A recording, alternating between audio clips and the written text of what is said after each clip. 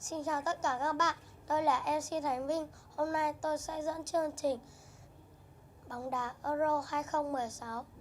Tôi sẽ có 5 câu đố sau. 1. Ai đá giỏi nhất? Ai đá xuất sắc nhất? Đội Bồ Đào Nha. 2. Ai là đội trưởng của đội xứ Wales? 3. Trận bán kết đã có trận chung kết Pháp đấu với Bồ Đào Nha chưa? 4. Đã có trận xứ Wales gặp Bồ Đào Nha chưa? 5. Ai là đội trưởng đội Croatia? Các bạn hãy gửi tin nhắn vào hòm thư chương trình. Ai đoán đúng sẽ được nhận quà.